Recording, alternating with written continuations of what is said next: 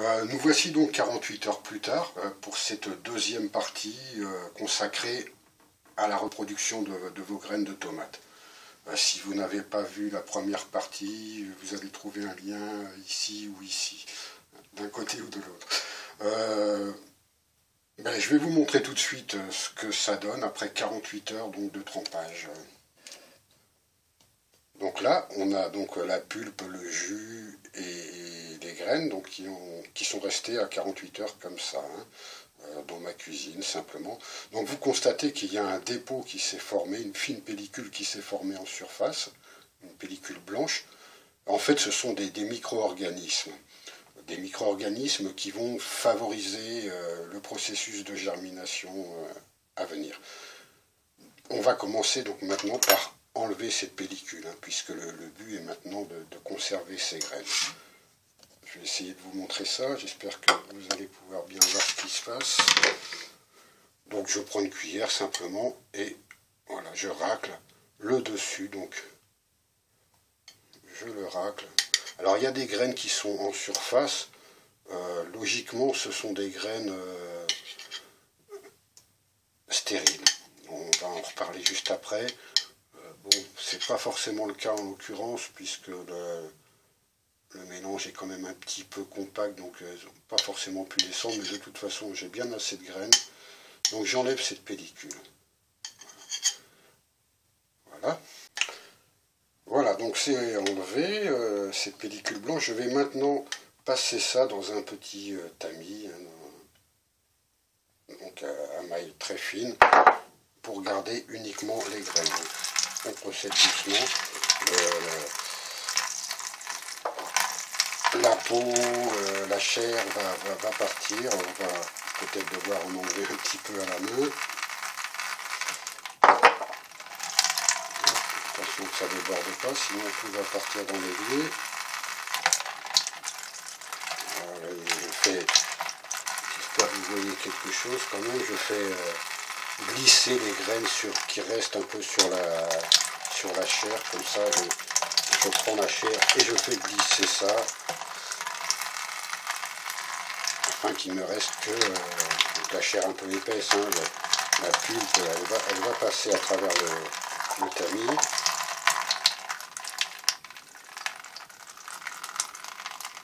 Alors il y a certainement des façons de procéder un peu plus adéquates. Bon, voilà, je procède comme ceci.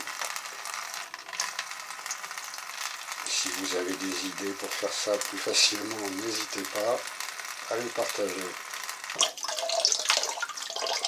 Donc là, j'ai préparé aussi une petite solution vinaigrée en fait. Donc il y a en proportion, on va mettre 5 centilitres de vinaigre. Moi je prends du vinaigre blanc, un plus neutre, à 8 degrés.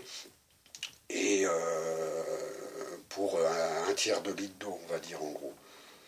Donc on va tremper maintenant nos grains, on va les mettre dans cette solution, si ça veut tomber. Voilà, en tapotant un peu, ça va venir.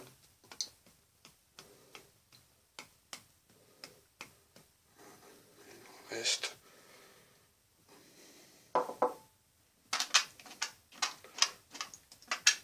On met toutes les graines dedans. Alors cette solution vinaigrée, c'est une phase qui n'est pas obligatoire, mais ça va réduire les risques de bactériose par exemple. Donc c'est pas mal de le faire quand même. On va juste laisser tremper quelques instants. Il n'y a pas besoin de laisser tremper pendant des heures, ni même des minutes.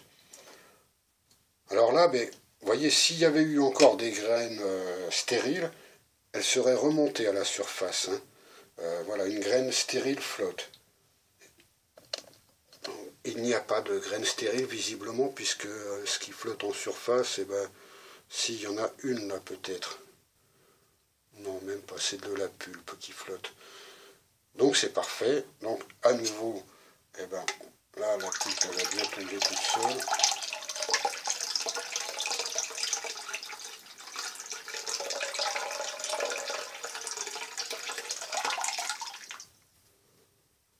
On va y aller là aussi progressivement.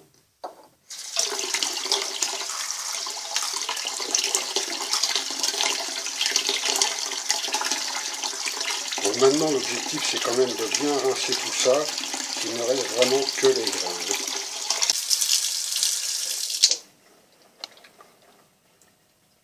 Voilà, donc quand on aura réussi à bien enlever toute la pulpe, on va laisser à reposer un peu comme ça dans l'égouttoir pour permettre déjà à l'eau de s'égoutter un minimum, quoi. Et on passera à la phase suivante tout de suite après, c'est-à-dire dans 1 heure ou 2. Hein. Voilà, donc mes graines sont maintenant suffisamment égouttées. On va les étaler sur du papier absorbant, hein, donc du sopalin ou du papier toilette. L'objectif maintenant c'est d'avoir un bon séchage. Donc vous allez les laisser quelques jours comme ça, en remuant de temps en temps pour pas qu'elles s'agglomèrent les unes aux autres. Et puis quand elles seront bien sèches, vous les mettrez dans une enveloppe, hein, c'est le plus simple, une enveloppe fermée, sans oublier de marquer ce que c'est dessus, hein, de la variété, pour ne pas vous tromper quand vous sèmerez. Voilà, et puis alors quelques petits conseils pour la conservation, justement. Si possible, dans une pièce fraîche et pas trop humide. Donc entre 12 et une vingtaine de degrés, c'est parfait. Une pièce non chauffée de la maison, ça va très bien.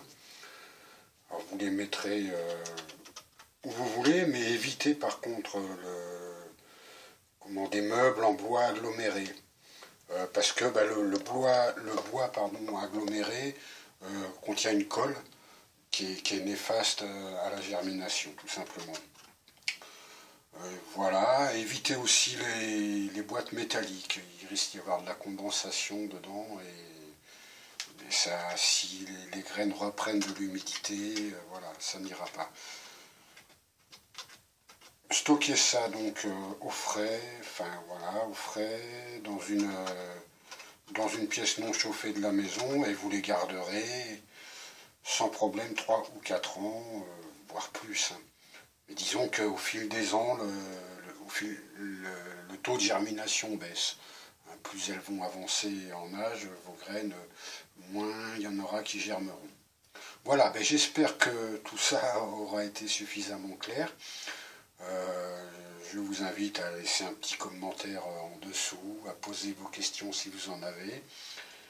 Et puis les 2 vidéos, l'une et l'autre ensemble, seront mises sur le blog demain, avec un article qui récapitule tout ça. Voilà, merci, puis à très bientôt. Au revoir.